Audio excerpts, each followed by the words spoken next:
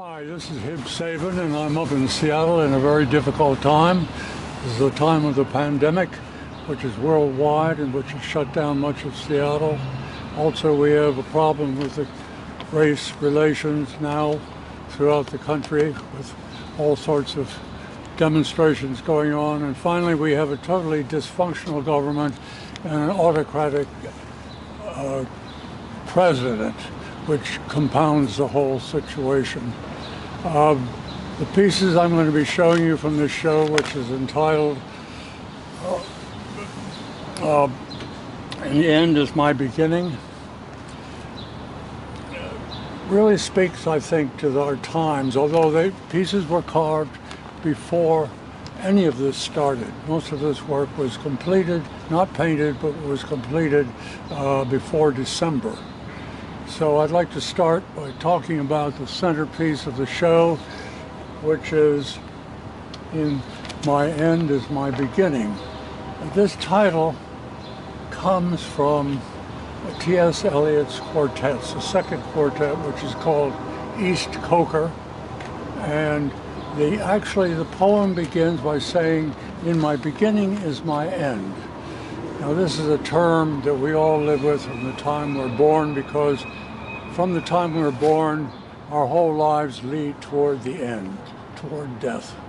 So the beginning of the poem starts along these lines, but in the end the last statement he makes in the poem is, "In my end is my beginning." And I would like to read just a section from the poem, which may give you flesh the piece out a little bit. Then I'll talk about the piece itself.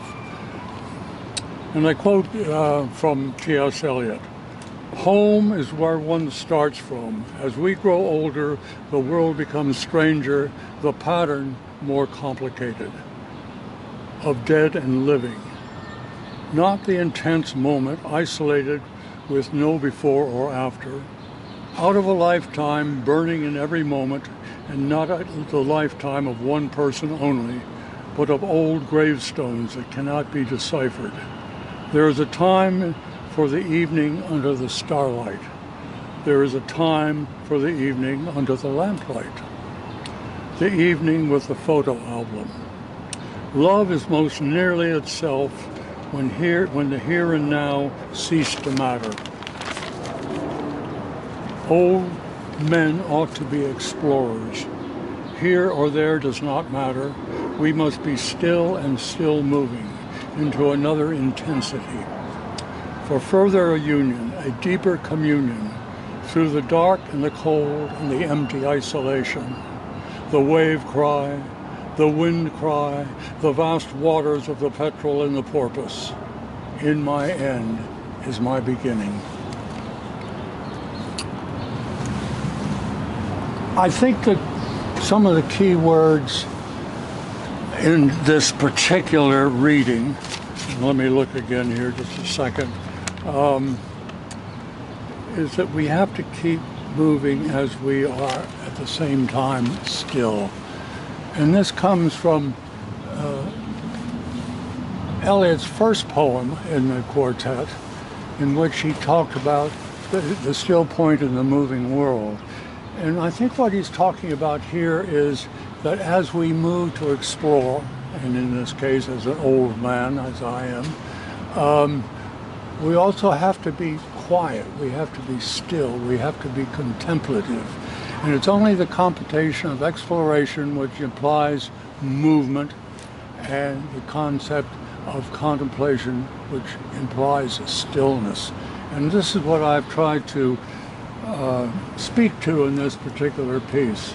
On the left you have the caged eagle.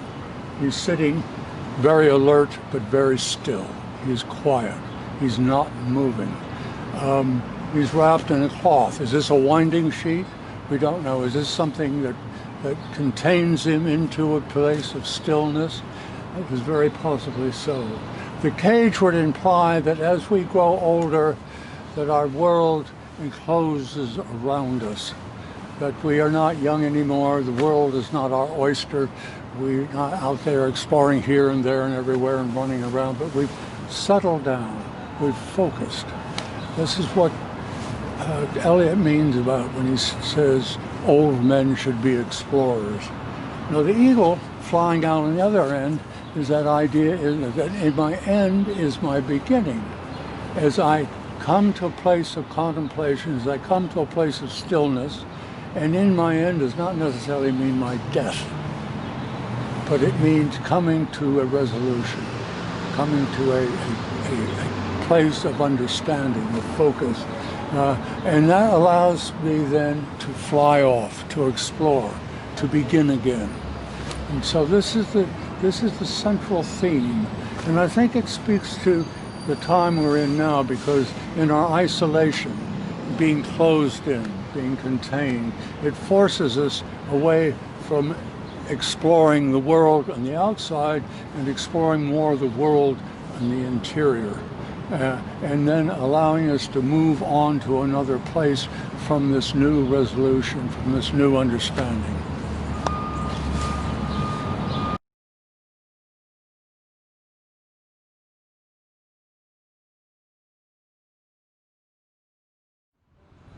This sculpture is entitled Adrift on the Sea of Solitude. I've been going over to Ireland for the last, well, not last year, but years before, 2 or 3 times. And every time I go to Ireland, and particularly Dublin, I go to the Museum of Anthropology for one reason.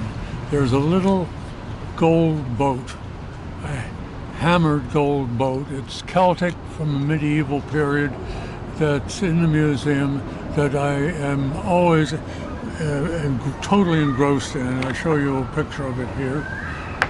This boat was excavated on a sandbank on the Shannon River, and I decided that I needed to use this image in one of my sculptures, and so you'll notice the shape of this boat is quite similar to the photograph of the Celtic boat, complete with a mast. In this case, only 2 oars rather than many oars as in the Celtic boat. Being adrift is something that I think people will resonate in our times of lockdown, where we're at home, we're separated from our day-to-day lives, and have to reassess who we are, what we're about. We are, in a sense, adrift in our houses, in our apartments, wherever we happen to be. And so this is really what this is about. I've shown this to a number of people of this particular piece, and they all resonate deeply with it. That sense of being apart, being adrift, searching for the new norm that's being talked about. And so I think this particular piece is very relevant.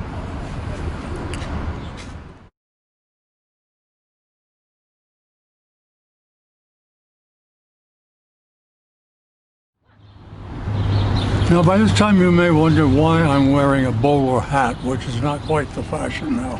Well, let me introduce Vladimir and Estragon.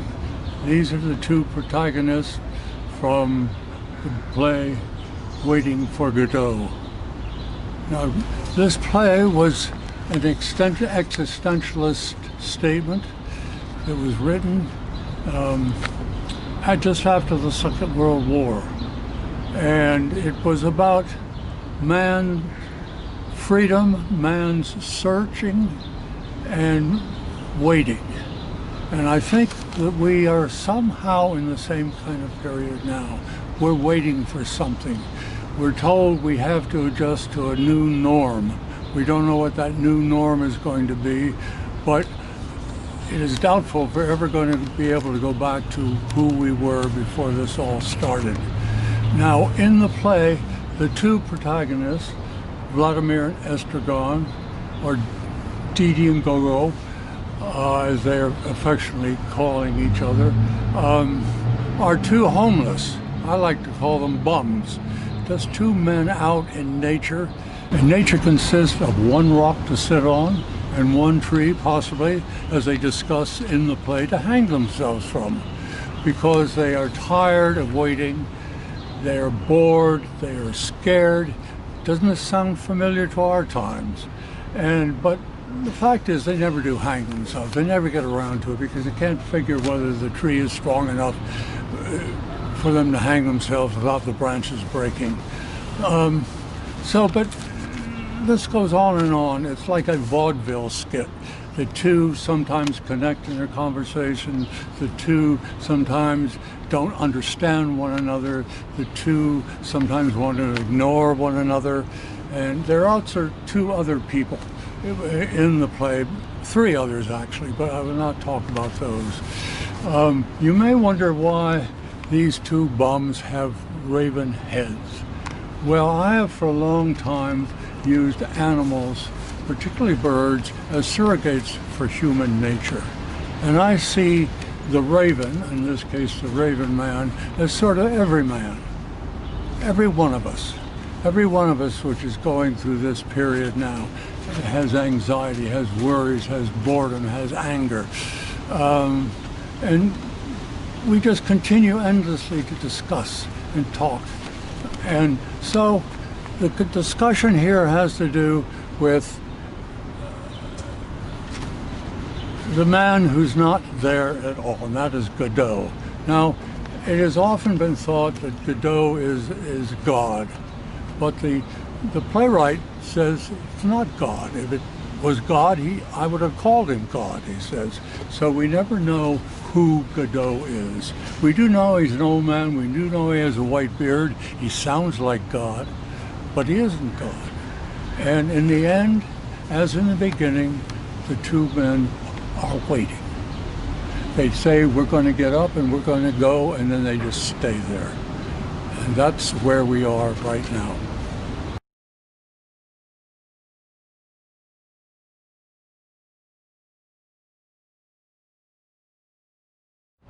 This sculpture is entitled The Little Known Bird of Immortality.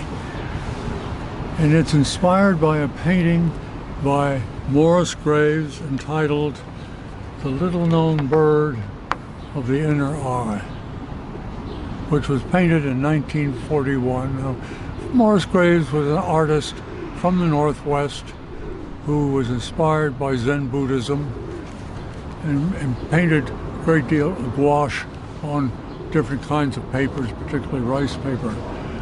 In the early 1950s, I saw this painting at the Duncan Phillips Gallery in Washington, D.C., and I was really mesmerized with it, and it stayed with me. You might say it stuck in my craw for all this time till in 1920 I decided to do a carving, this being this carving, which is homage to Morris Graves' painting.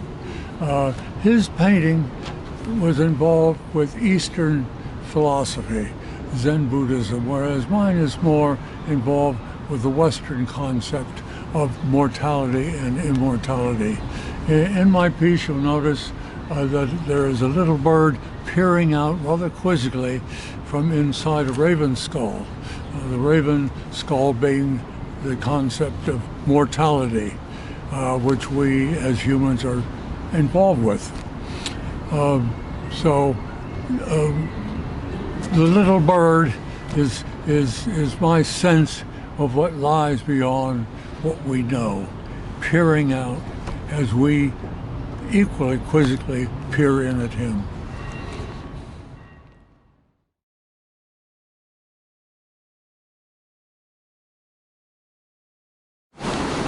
This piece is called Talking Heads. Now, talking heads is a very familiar expression in our time because it seems to be that people are constantly talking. The social media, you turn on MSNBC, the nightly news hour, and there's this constant discussion going on about the problem of our time, almost ad nauseum. And you all almost wonder if the problems that are being dealt with are just being talked to death. and you wonder if something is ever going to happen. Well, I was thinking about that this last fall, and as I was watching MSNBC one night, and with this constant imagery of zoomed in heads of 3 and 4 at a time, and a moderator talking and everybody else talking, talking and talking and talking. And so I decided to do this piece called Talking Heads. And if you know crows or blackbirds or ravens, they always are congregated, particularly crows, and they're yakking, yakking, yakking, talking. I thought, what a beautiful image it would be just to have the heads of ravens in this particular case, or they could be crows, just all talking all at once. And when I did this, I decided that it would be interesting even more if you could get the heads vibrating. And so that they're not only talking, but they're so animated that they're actually vibrating. And that's what this piece is about.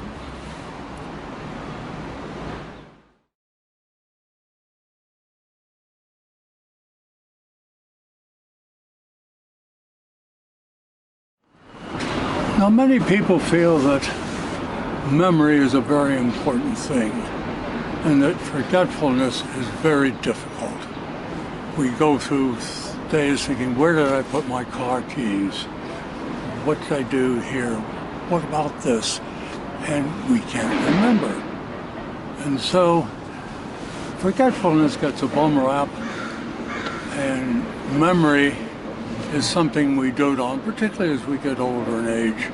We have trouble when we can't remember things. We can't remember our youth. We can't remember what we did with our children or our grandchildren on a specific period. But I'd like to explore this a little in this piece. This one is called The Fine Balance Between Remembering and Forgetting. Let me read you a statement that the poet Jorge Luis Borges wrote a number of years ago, which I think really speaks to this piece. A lively imagination requires the balance of memory and forgetting.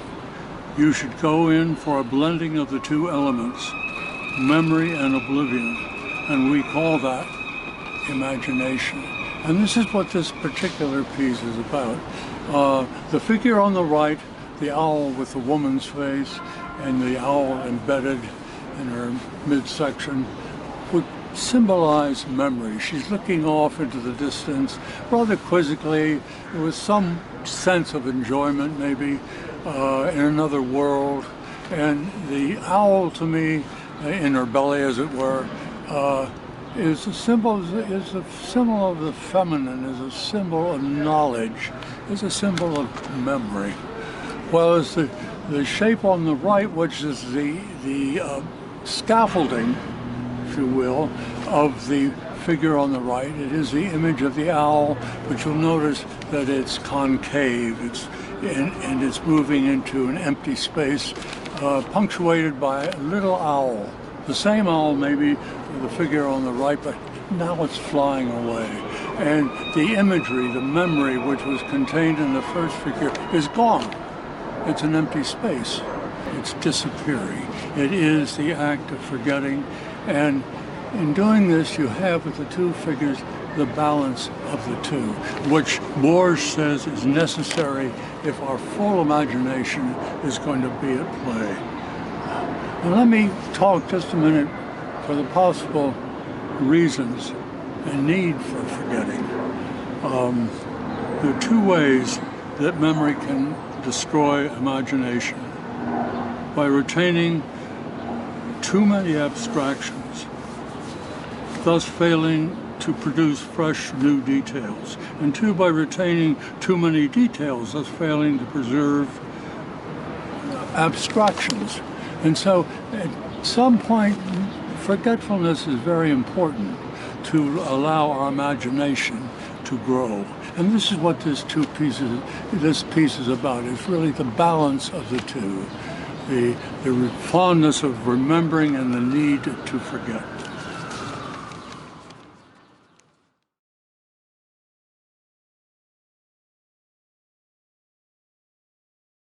This sculpture is called The Voyage to the Far Side of Time.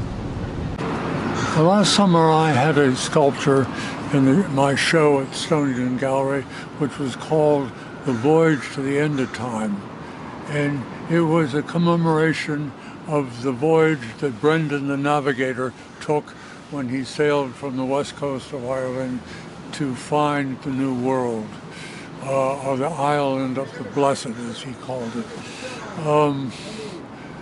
This past fall, Stonington Gallery called me and said there was a person interested in the sculpture, but he wanted a simplified version of it. It was to be a commission which eventually fell through, but I liked the idea, and so this is sort of a redux, if you will, or a re-exploration of the more complicated piece from last year's show, where instead of three figures in a boat which is elevated, this is a boat which contains two monkish figures, one black raven and one white raven.